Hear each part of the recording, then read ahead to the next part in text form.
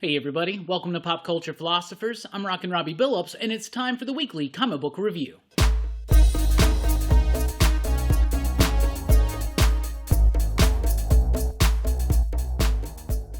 That's right, everybody. Thanks for checking out the video. I'm Rockin' Robbie Billups. This is the weekly comic book review. It's the show where I read a lot of comic books and I let you know what I thought about them. But first, I have a very exciting announcement for you, and that is of the arrival of the very first Pop Culture Philosophers exclusive variant cover.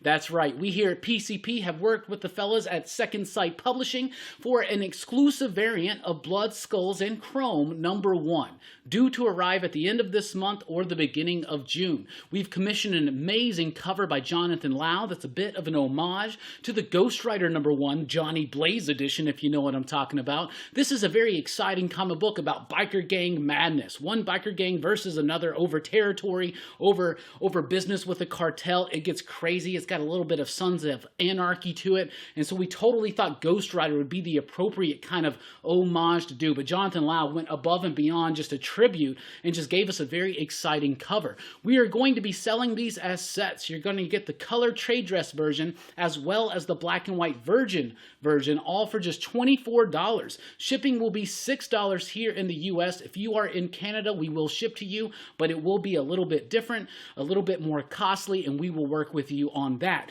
If you want one of these exclusive covers, and yes, they are in limited quantity, and we're going to limit them to only 2 sets per person. So if you want 2 sets, you can get it.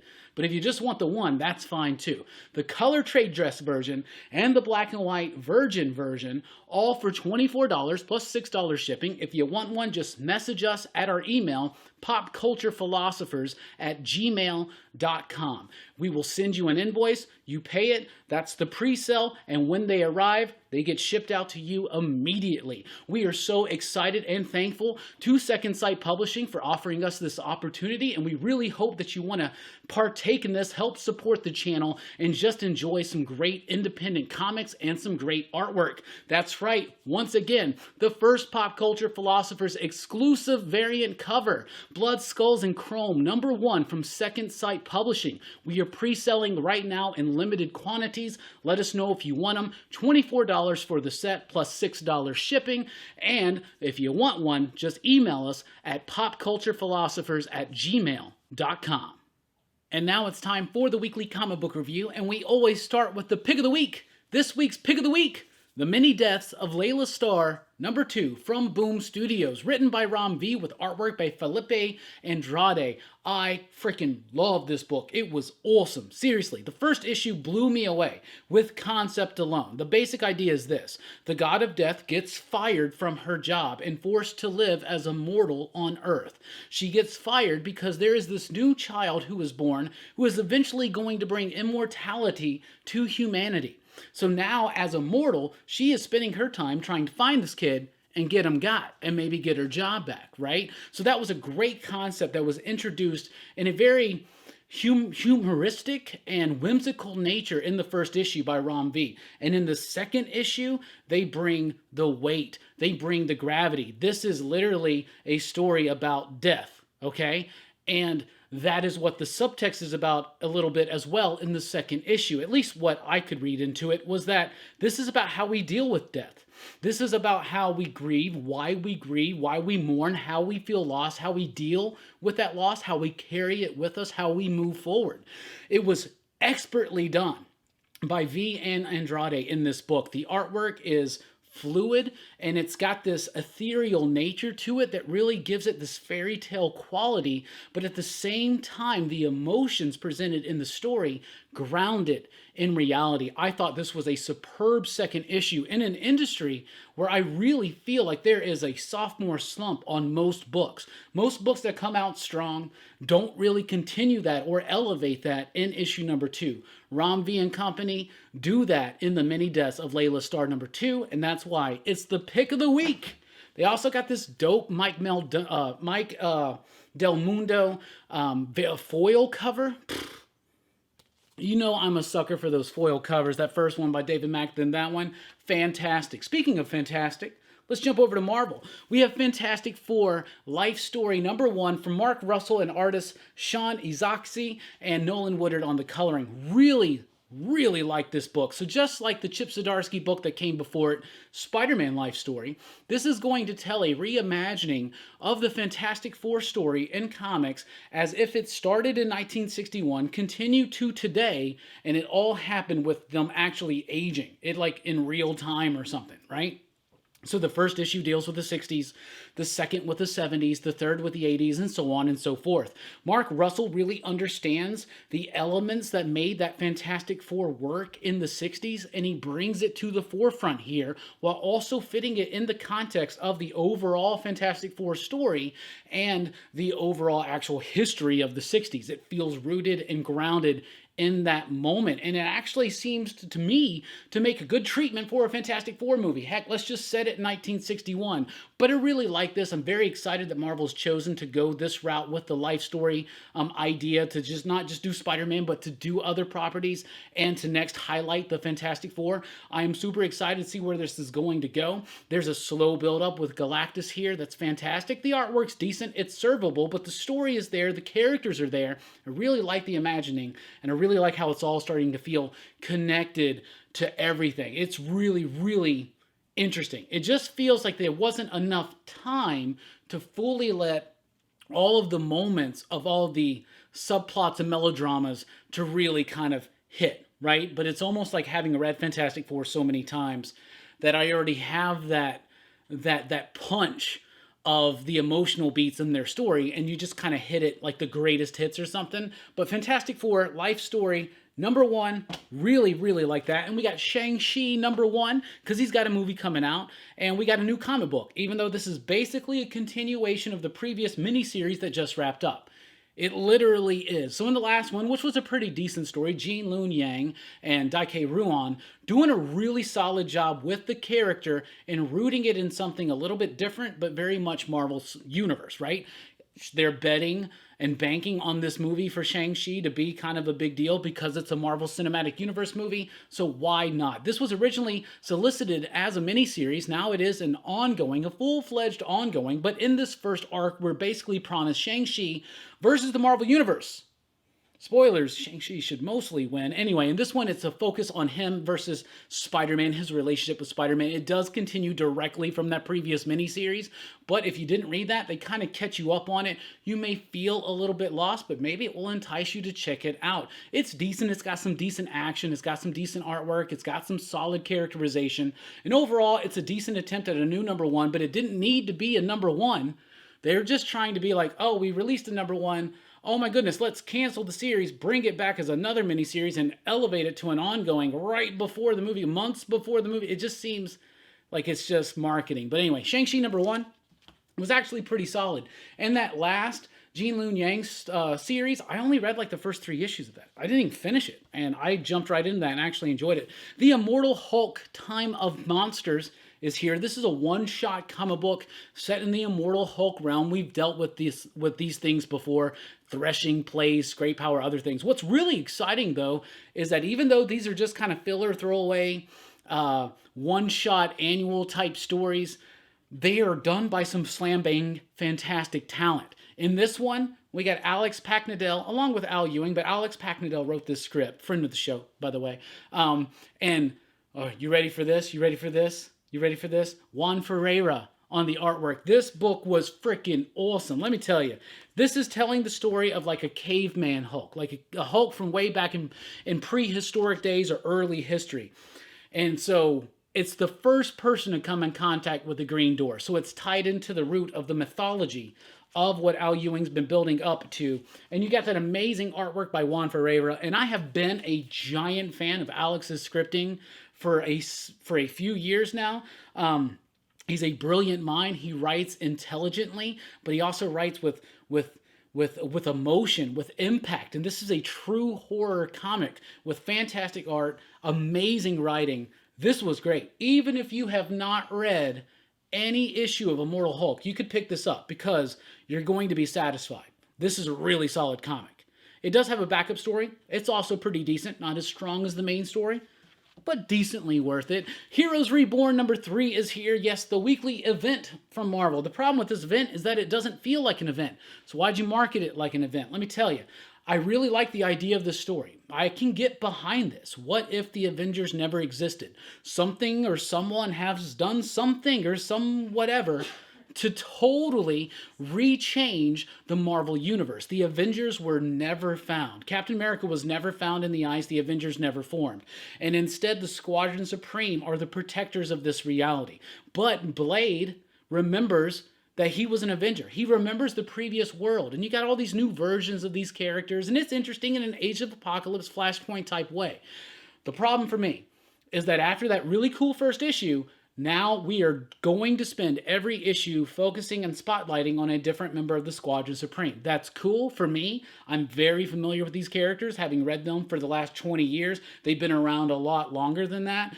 But having all of that back knowledge, it seems like, okay, this is just slightly different takes, slightly more connected to the Justice League, because that's kind of what they are, is Marvel's alternate version of the Justice League. And I just don't like the structure, the format of focusing in on each character in each issue, because I'm more interested in Blade finding Captain America, finding whoever he finds in this one. Like at the end, we're getting a little bit of the Ed McGuinness and Jason Aaron stuff where Blade is reforming the Avengers, but like let that be a big major thread. Let there be something to connect this all together. It just feels like a series of one-shots. And then there's also all the tie-ins are one-shots. So this book is going to feel like a bookend and then just a bunch of series of one-shots that kind of tell a story. But it's going to be one of those stories that you probably will pretty much get all of the information you really need to know in the first and last issues. So that I count against it. However, still a good solid story, and I really liked it. So thought it was pretty decent. Heroes Reborn, number 3, focuses on the Blur, the Flash type character. Daredevil number 30 is here, and Daredevil number 30, like the recent issues of it, it's been a bit inconsistent for me, and that inconsistency is in the art. The story is still there. I'm not quite sold on this whole Matt Murdock wearing his Daredevil bandana, and he's in prison, and he's bound and determined to serve his 2 years for manslaughter or whatever. That story in and of itself seems a little silly. He's replaced by his twin brother, whatever. It seems a little silly, but Chip embraces it enough. And Marvel Comics, let's talk about it. Superhero comics in general are inherently silly.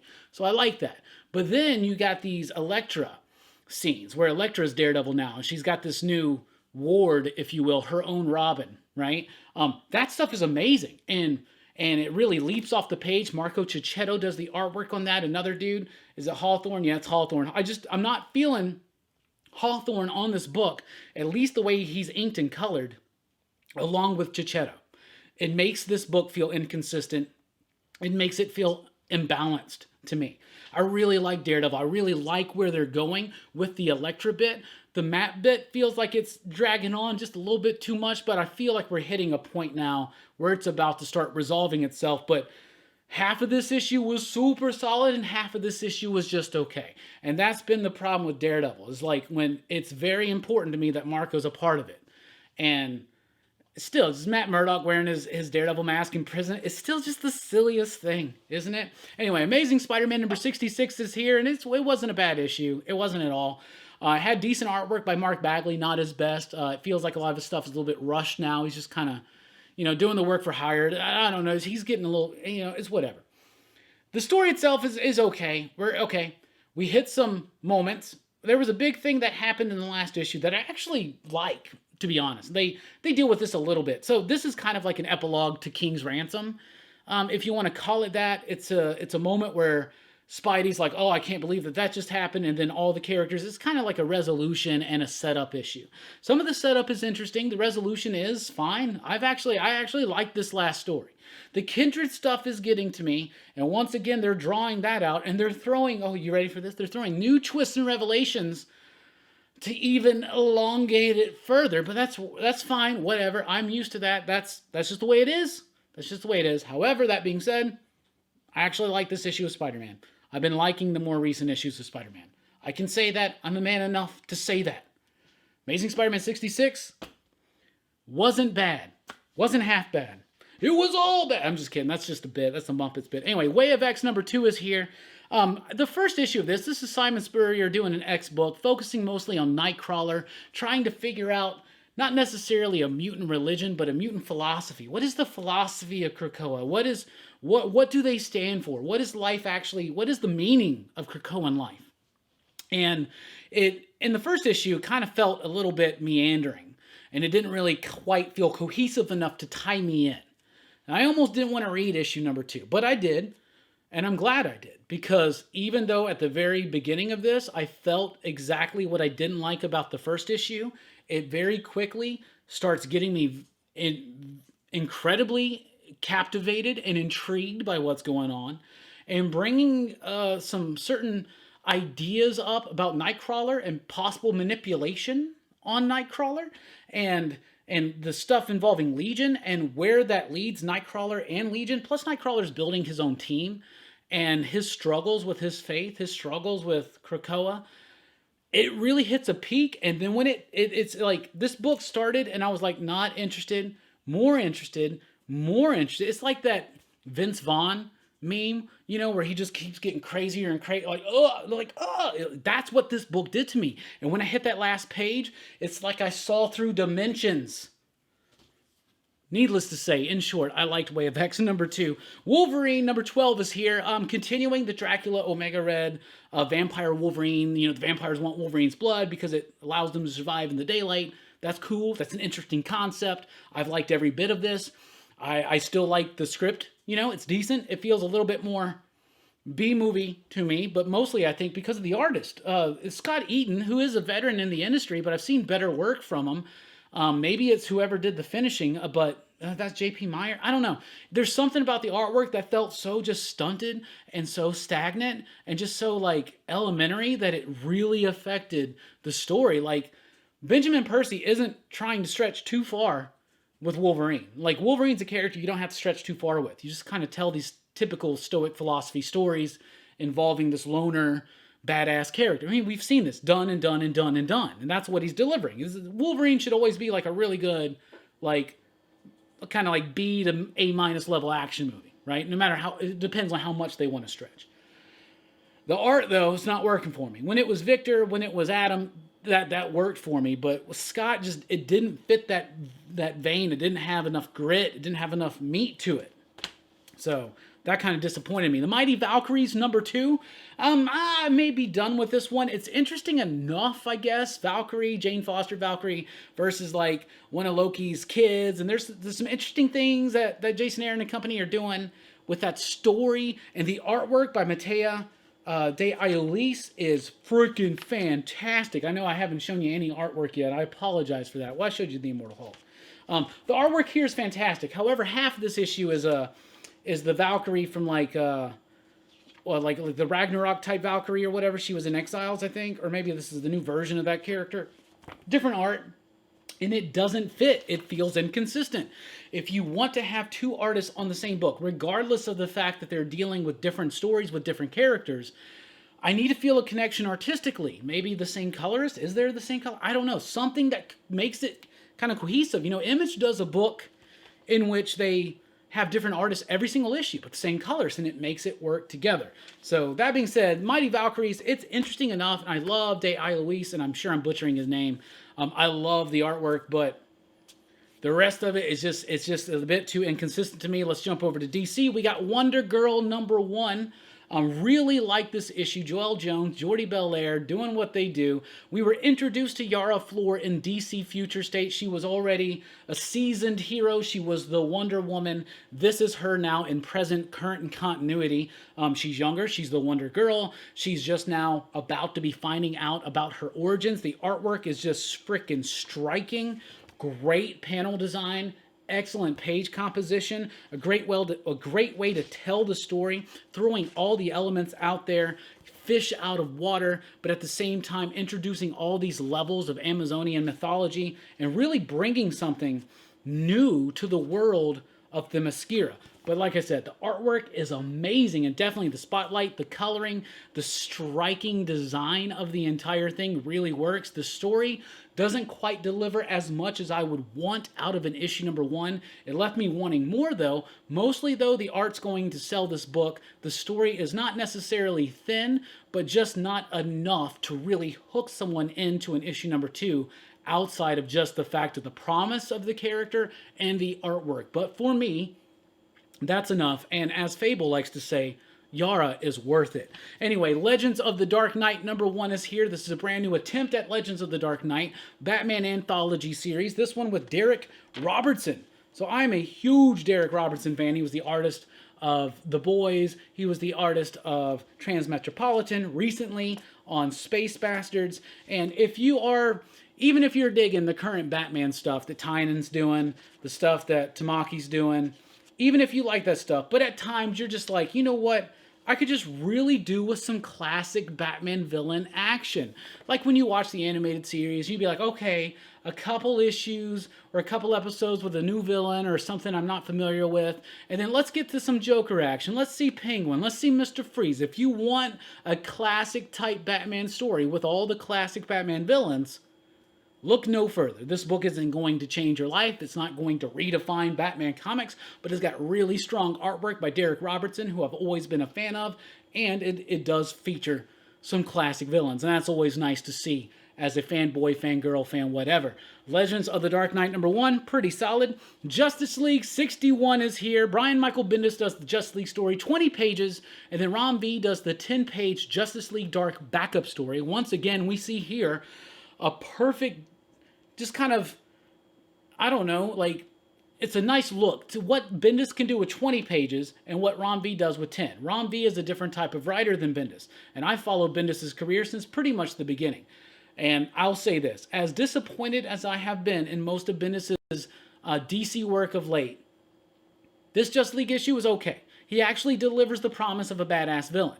So many times we hear of these villains, they show up in Bendis books and they're like, oh, they're so badass, we're supposed to believe it, but we're never shown that. And here, we're sort of shown that a little bit, and I do applaud that, and it's interesting and it's exciting enough, and you got David Marquez doing the artwork, and that's nice. But what Ron V and Zermanico can do in 10 pages with so much thematic material, so much character work done, just so slightly, so expertly, so just, this is a really great study, Justice League is. And I think that Justice League is worth the price of admission alone. To see what a writer like Bendis does in 20 and what a writer like Ron V does in 10. Not saying that one is better than the other, but it's interesting to look at the different styles of approach. And that's one of my favorite things about Justice League right now. Nightwing #80 is here, and this was my favorite DC book of the week. This is a classic run in the making. Tom Taylor, Bruno Redondo. Oh my freaking goodness, I loved their Suicide Squad. It had a style about it that was so just fun and fresh, and they have brought that to Nightwing and then just made it even more grander. This is more stylistically driven. It's got amazing artwork and coloring all the way through. The panel designs, the layouts, everything is top-notch. The characterization, the story is there. When Dick Grayson shines, he shines. And my boy Tim Drake gets some spotlights here too. And I always love it. And Tom Taylor even says in this issue, some people think Tim Drake is the best Robin. And he goes, I totally get that. Yeah. I think Tim Drake's the best Robin, too. Anyway, artwork's great, provides atmosphere, but it's got a nice, fun, free, loose feel to it, which Dick Grayson's stories should always have. At the same time, it's got weight, it's got relevance, and I'm really, really digging it. This is a classic run in the making, 3 issues in. Nightwing, #80. That's the DC pick of the week. Very close, though, was Catwoman #31, because this is by Ron V. Ron V, once again, can kind of win the week. Catwoman 31 is just a great, fun caper, and that's what Rom's doing here. Catwoman's a different book than something like Swamp Thing. Rom understands that. I love how he can twist and change his style to the appropriate tone, to the appropriate book. The Many Deaths of Layla Starr #2. His backup story in Justice League of Justice League Dark, and this Catwoman #31 are all 3 different books. They are structured different. They feel different. They read different. The dialogue even feels different. But it all feels exactly what the book demands. A Catwoman book demands sexy, fun, heist, caper, adventure, and that's what we're given. And we're also expecting a little bit of some character nuance, and we also get that. Ron V and is it Fernando Blanco? Yeah, Fernando Blanco and Jordi Belair. I freaking love this book. I love it. This is the best Catwoman book since the Ed Brubaker, Darwin Cook, Cam Stewart stuff. Seriously, Flash 770 is here, and I was really down on the last issue, even though I did like the issue before that. But I liked this one. So if you were talked out of the last issue, sorry, I really like this one. But what we got right now is Wally West kind of flashing back through time and space, going into different speedsters' bodies. There's something crazy going on. In this one, he goes back to World War II, and he's in the body of Jay Garrick, and he's having to team up with the original Ray. That's really cool, and it's exciting. And the artwork was really, really freaking good. Like, serious. The artwork in the backup stories is done by, let's see here. I guess Jack Herbert? Yeah, Jack Herbert. The artwork there is really solid. It kind of feels like Dale Inglesham a little bit to me. I really like this story. I really like the focus on Jay Garrick, and I really like and understand what they're doing right now in The Flash. The new writer, which I think is Jeremy Adams, my bad. Jeremy Adams is trying to piece together the history of the DC Universe, or at least the Flash side of it, in this story, and I think it's an interesting thing that he's doing. I like how they're using different artists to represent different eras. Maybe that's what threw me off in issue number 2. I like David LaFuente, but that Impulse story just didn't quite work for me. But this one with Jay Garrick really does, and I thought this was a super solid issue of The Flash. So there you go. Superman Red and Blue, issue number 3, not as good as issue number 2, not near as good as issue number 1. I feel like this book may just kind of be degrading. At the same time, though, James Stokoe does a book in here, or a story in here, that is really good. I love the artwork in that. Christian Ward's artwork on the Nick Spencer story was amazing. I didn't really like that story that much, though. The Michael Fife story was interesting, and it's cool to see his take, and it's interesting to see all of these different artists, even Laura Braga, doing their take on what to do with a short Superman story artistically with just using the colors of red and blue. So that's interesting and that's cool, but none of the stories push or move like that Dan Waters Danny story in issue number 1, or like some of the stories we got in like Batman Black and White number 2 recently. Red and Blue by Superman's just kind of feeling a little bit like the stories are phoned in, but the art's stretching good. So it's kind of like a weird, like, oh, I don't know about this one. But I'll tell you this. You got to pick up that first issue just for that Dan Waters Danny story. Dan Waters, friend of the show. Truth and Justice number 4 is here. So this is a solid Red Hood story. It's a typical story that you get in Batman where like a character gets gassed by the Scarecrow and then they relive all their fears. So it's a cliche and overdone story. However, what I really liked about this was that the artwork is done by Rob Guillory. I'm a huge fan of Rob Guillory's work. He was the artist on Chew. He's the artist-writer on Farmhand, which we just got the announcement is returning soon, so station for Farmhand. But if you're a Rob Guillory fan, definitely check it out. If you're a super hardcore Red Hood fan, definitely check it out just for some interesting work being done with him. But otherwise, if you're not, you may not like this one. But I'm a huge Rob Guillory fan, and I am becoming more of a Jason Todd fan. So Truth and Justice number 4 was from me. Let's go to some indies. And from Fantagraphics, we have Red Room number 1 from Ed Piskor. He was the writer-artist of X-Men Grand Design and Hip Hop Family Tree, and I have been really anticipating this book. So if you're a fan of Ed's, you really need to read this book, because this is him to a T. If you are a fan of horror, especially what they call quote-unquote torture porn, I would highly encourage you to check this book out. I'll just read the cover. See murder on the dark web for fun and profit. See rivers of gore. See illegal acts of pornography and degradation live on webcam. This is about snuff films being done on live streams on the dark web.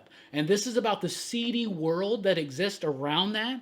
Who does these things? Who are the victims? Who makes money off of this? And who watches this stuff?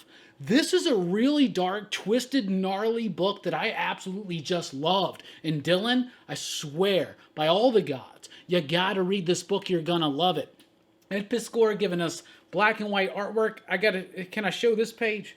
Yeah, I can show this page. The book is wild. It's got this very vibrant indie feel. If you're like a Crumb fan, if you're like a fan of like Peter Bagg, like you're going to understand and get into this stuff. Daniel Clowes, like if you like that kind of stuff, this is for you. And also, if you're just into gnarly horror and you like something with a lot of gore and violence and a lot of subtext to it, check it out. Plus, if you're just in the shop this week for a great deal and you're not offended by anything, check this out. This book is not for everybody. And as Chaos and Comics says, when I say this book isn't for anybody, he always wants to check it out. This book is gnarly. It's out there. It's wild. It is so much freaking fun. It's one of the best sellers Fantagraphics has had, I think, in literally decades. I've said literally too much tonight. Ed Piskor is a great talent in this industry. I love this freaking book.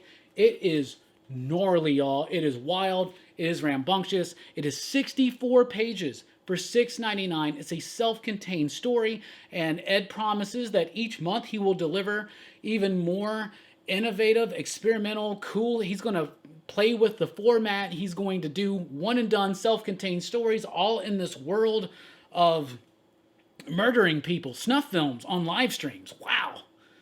This book was wild. It will take you to some dark places, though.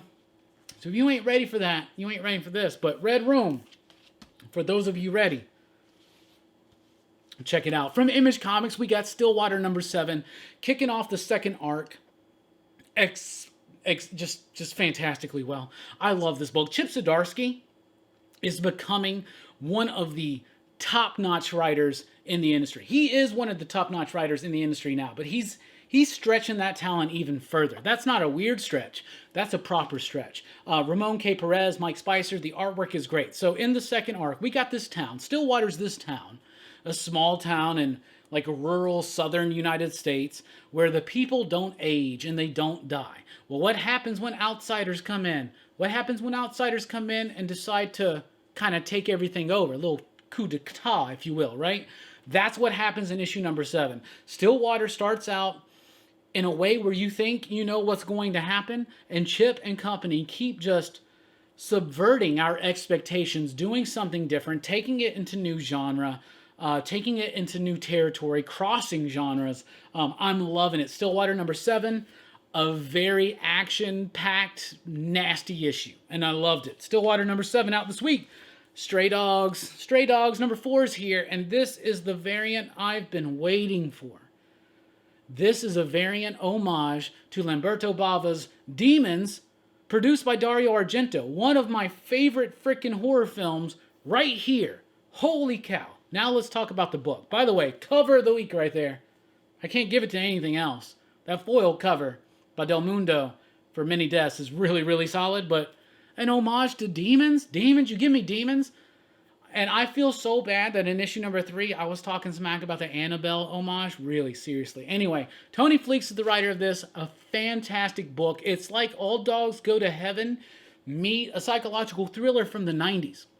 It's about this dude who kills women, and then he takes their dogs. And their dogs, memories, how the dog memory is. It's such a great book. It's got cutesy artwork, right? The cutesy artwork by, is it Trina Forstner?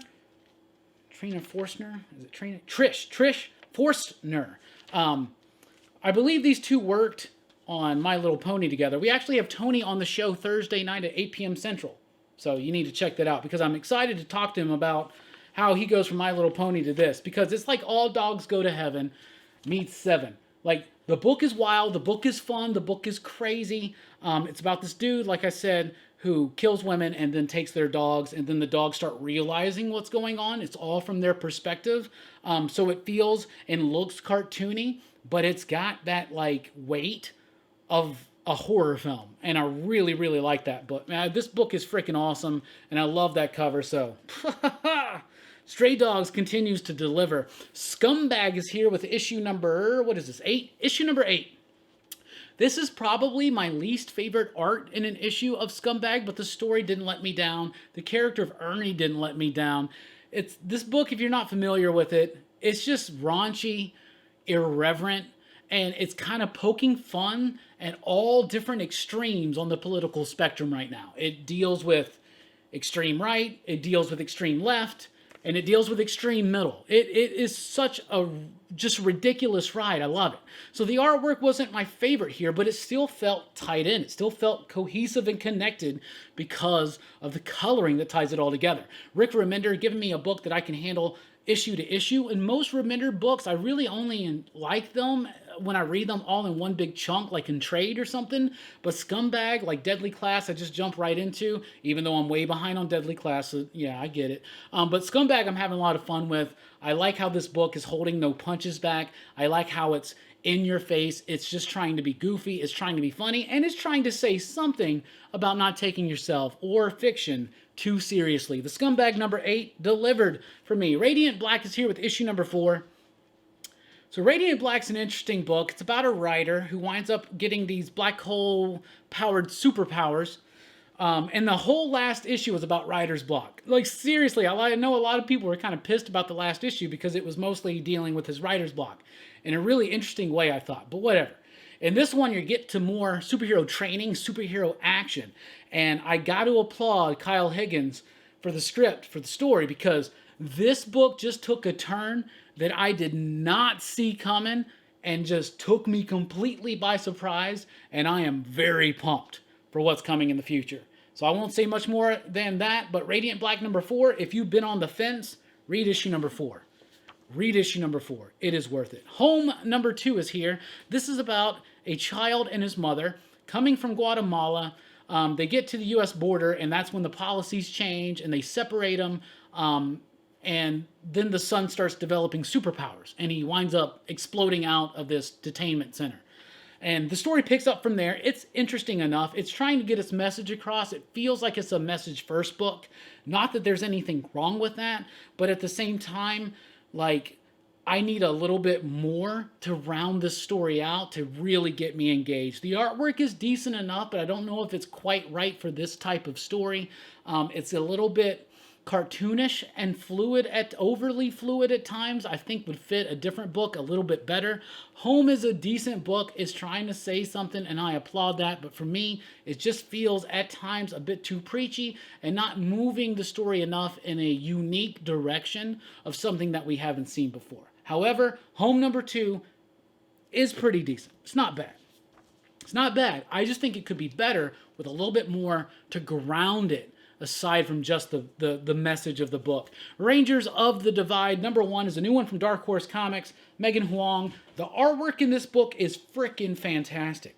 The coloring, it's very bright. It's very luminescent. It's got some very striking characters in it as far as like monsters and things like that. But the story just didn't do much for me. Now, I'm not really a big fantasy fan, and this feels like typical fantasy fare. It's about this group of people. There's these 2 warring nations, apparently, and they guard the land in the middle, and they all ride dragons. That's cool, but you don't actually get to that. They just tell you that, oh, this is the setup, and then here's this whole other story. It never comes together for me. At the end, they try to bring it together, but it just doesn't quite work. To me, it landed flat story-wise as an issue number 1. Did not engage me or hook me in character-wise or concept-wise, but the artwork, especially the coloring, was fantastic. Power Rangers number 7 is here, continuing to just be a fantastic high energy, high adventure space story with the Power Rangers. This is the story of what if Zach, Jason, and Trini, when they quit being Power Rangers, they actually got called to a different mission, a different purpose, and they stole Lord Draken away, and now they know about the Empirical, this like force in the galaxy that just decimates worlds, and they're trying to stop it. Zordon wouldn't help them, so they went rogue. They went out on their own, and this book is really starting to just hit a nice, fun stride. It's got humor in it. It's got character development. It's got great action. The artwork is freaking fantastic. The coloring is spot on. It's right there. The images have a lot of texture, a lot of detail to them. There's a lot of action going on. There's a lot of flamboyancy going on, but it doesn't feel cluttered. It doesn't feel like it's too much. It feels just right. Power Rangers number 7 by Ryan Parrott and Company. I applaud. Also from Boom, we have the return of We Only Find Them When They're Dead, issue number 6. This kicks off the new arc. It skips a few years, let's just say that, from the previous arc. I really liked this book when it first came out. The concept was interesting. There are these dead celestial-like beings in the sky, out in space. They're dead gods, basically, and we just go out and carve them up and serve them as delicacies to rich people. What? Okay, that's an interesting concept, but what Al Ewing is doing with it is just a bit too obscure. I'm just not quite getting the line. Like, I get the connection to the first arc, This is a little bit of a different story, but it is connected, and there are some ideas there that I'm quite fascinated with, but it's just a bit too muddy, a bit too obscured in its vision, both with the story and with the artwork. Simone DeMeo's artwork is fantastic, and when colored right, or when colored in a different way, in my opinion, it just works a little bit better. Nothing here really pops. There's some really great perspective. There's some really great colors, but it's all muddied together in a very unclear way. Fuzzy backgrounds, fuzzy foregrounds, not so solid central figures. It just feels a bit muddied with the coloring, and it's still throwing me off, and now the story's being too obscure. I just don't think I can do it anymore. This is my last issue, and I had such high hopes for that book. I love DeMeo's artwork, and I really like Al Ewing sometimes. Sea of Sorrows, number 5. This book came out May 12th, according to Diamond, but we just got it this week. It didn't even show up like shorted or nothing. It just showed up on time. Like, it's so weird. Whatever. I don't know what the official release date was supposed to be, but I finally got a copy of Rich Douek's Sea of Sorrows with Alex Cormack and Justin Birch. This is the final issue. I loved it. This has been a great historical horror that deals with these dudes going to find Nazi gold in a submarine, like a sunk submarine or U-boat or something. And they get more than they bargained for because there's like sirens down there and much death. And I love the art. I love the striking nature of it. There's a lot of black that's used for the underwater scenes. It feels claustrophobic. People look crazed in their eyes. I love the coloring. I love the angular structure of the line work. Sea of Sorrows, number 5, wrapped up fantastically well. Another great historical horror piece from Rich Douek, Alex Cormack, and Justin Birch. The first one was Road of Bones. Road of Bones, Sea of Sorrows, and like I told Rich, friend of the show, Skies of Blood? Come on, what's next? Nottingham, number 3 is next. This is a really cool, interesting take on the story of Robin Hood, where it kind of mostly paints, because it's all about perspective, but it mostly paints the Sheriff of Nottingham as the hero of the story, Robin Hood as the villain. And here we get a lot of backstory about the Sheriff of Nottingham, and I'm really liking it. It's working. The artwork's not going to be to everybody's taste, but I like it. I think it's appropriate for the story, and Nottingham is one of those books that hit a little hard. It's going to be a little bit harder to find because I know that there was like a TV show or a movie or something announced, but it's an interesting take on a very familiar concept from Mad Cave Studios. Nottingham, number 3, super solid. Undone by Blood, or The Other Side of Eden, number 3. This book's kind of let me down. I really liked the first one, Undone by Blood, or The Shadow of a Wanted Man. Lonnie Nadler, Zach Thompson, Sammy Cavella, Jason Word, Hassan Otsman Howe. That's a dream team. When they extended it out to a second arc, they decided to go with a different character into a different story, a different time period, but still keep the Solomon Kane story. And it works, and they're still kind of doing this juxtaposition against their one story against the other, but it's just starting to, it just doesn't feel as weighty or as impactful to me as the first story. So maybe that's an unfair comparison, but reading this one felt a little bit more like a chore, a little bit more cliche, just not a little bit more enticing to me, and it was just a bit of a disappointment. So I'm going to stick with it, and I hope it evens out for me in the next issue. It did have a great ending with a nice setup for what's to come in both stories, but Undone by Blood, The Other Side of Eden, number 3, did let me down just a little bit. Then we got Phantom on the Scan, issue number 2. You know, a lot of people liked issue number 1. This is by Cullen Bunn, Mark Torres. I really do like the artwork at times, but it felt a bit too cloudy, a bit too incoherent, and that story felt like that to me too in the first one. So I decided to check out issue number 2 again because a lot of people did like issue number 1, but I felt the same way. I was confused. I was lost. I didn't get what was going on. Everything felt like out of nowhere. It didn't feel like connected, and it just artistically and story-wise, it just didn't work for me. And you would think that this artist with Cullen Bunn would really be enticing to me, but not every story is for everybody, and Phantom on the Scan is just not for me, so I think I'm going to quit there. Engine Ward is here with issue number 10. This is a story that took a long time to get to where we already knew it was going, but every step of the way, I was engaged, including issue number 10. It's really hitting its head. You got a world that is ruled basically by these godlike beings that are based on the Zodiac, right? And these great striking wraparound covers that I love, and I'm glad to have the whole set. There's 2 more issues of this book. But they rule and lord over society. They live in opulence, and everybody else lives in poverty. So the uprising, the revolution, this hidden information, all this stuff is starting to come to a head. And yes, we know where this story's been going this entire time, but each step of the way has been pretty decent. The artwork by Michael, I think it's Michael Eisma, is Joe Eisma. It's not Michael. Michael Garland is the colors. The artwork is pretty solid, not as solid as his work on Morning Glories, but this one does have a nice kind of flow to it and some interesting composition on the panel design there. Inch Award number 10 was pretty solid. Like I said, this book has been sort of predictable all the way through, but it's never not felt serious and it's never not felt engaging to me. Autumnal is here with issue number 7. We were short at our cover A, so that is Autumnal number 7. I promise, the Autumnal. A bit more exposition again in this issue. They built up the creep factor in like the first 5 issues, and they had to do a lot of exposition in 6, and now a lot of exposition in 7, but it's hitting a peak. I'm liking the story. It's got this like almost a Wicker Man type feel to it, in a way of, the idea of like this town has to have a sacrifice and things like that. And it's hitting ahead in a very interesting turn. This is going to be a really cool one to read in graphic novel format. Like I said, there's only 1 issue left. I'm excited for that conclusion. This was a really solid issue, but just once again, relying a little bit too much on exposition to get the point of the story across. But issue number 7 of Autumnal is here. I Walk with Monsters number 6 is here. This is the conclusion of this story about this.